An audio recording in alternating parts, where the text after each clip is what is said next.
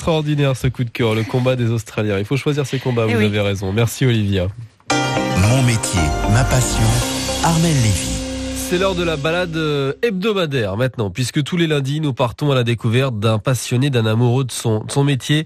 Avec vous, Armelle Lévy, bonjour. Bonjour. Ce matin, nous allons rencontrer Claude Ajorges. Il est à pied d'œuvre dans son atelier, Stanislas, c'est le nom de l'atelier, au 9 rue Dombasle, dans le sud de Paris, le 15e arrondissement. Bonjour, donc je vais vous présenter mon métier de cordonnier bottier. Claude a une double casquette, il est cordonnier, il répare et entretient les souliers, et en même temps bottier. Il crée des collections de souliers pour hommes sur mesure, en demi-pointure, en longueur comme en largeur, qu'il personnalise aussi en termes de couleur et de patine selon la demande du client. Un double métier qu'il exerce depuis près de 30 ans. Alors j'ai choisi ce métier un petit peu par hasard. J'ai eu un parcours professionnel un peu atypique. Je travaillais au PTT, à la Poste, donc au préalable. À l'époque, à la NPE, j'ai posé un jour une question de savoir dans les métiers du cuir, qu'est-ce qu'il se passait, est-ce qu'il existait des écoles ou des choses comme ça.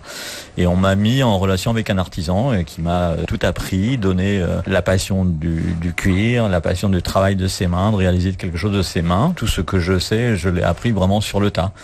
Croyez-moi, sortant de la Poste, ça n'a pas été facile au début. Je me suis mis beaucoup de coups de marteau sur les doigts, mais avec de la persévérance, on arrive. À 28 ans, il embrasse le métier de cordonnier et sa passion n'a cessé de grandir au contact de ses clients. Ce qui est très touchant, très agréable, c'est quand vous rendez une paire de souliers à un client et que quand elle est rangée sur les étagères après avoir été restaurée, recirée, reglacée, etc.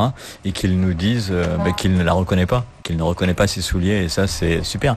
On regarde ses yeux et c'est souvent, ce sont comme des gosses. On se croirait devant un arbre de Noël où on récupère son cadeau en fait. Dans son atelier boutique, Claude a su créer une atmosphère très particulière. Le décor est un mélange de pierre, de bois et de cuir, des matières qui ont toujours accompagné les hommes, et les outils qu'il utilise n'ont pas changé au fil du temps. Et ils sont combien aujourd'hui dans cet atelier parisien ? Ils sont 4 aujourd'hui dans son atelier, parmi eux un jeune compagnon du devoir dont Claude est très fier. C'est important effectivement de transmettre et puis de faire en sorte que ce métier perdure, parce que je pense qu'il y en aura toujours besoin. Je considère qu'en étant là pour faire plaisir aux gens, pour rendre service, on est dans un métier de service. Claude transmet aussi son savoir à ses clients et tous les jeudis, il organise par petits groupes des cours pour entretenir les souliers. Déjà, une paire de souliers cuir, on essaie de ne pas la porter 2 jours de suite. Voilà, il faut alterner, il faut avoir un certain nombre de paires pour pouvoir alterner. Le cuir étant une matière vivante, il a besoin de se reposer.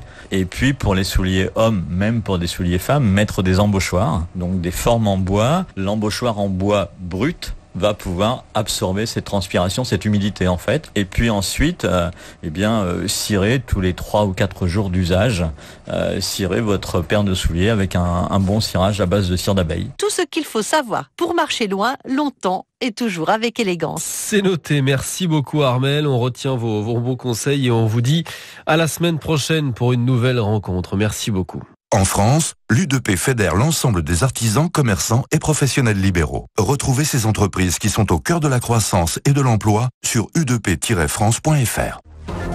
Allez, bon début de semaine, vous écoutez RTL, on vous en remercie et vous avez bien raison car on va se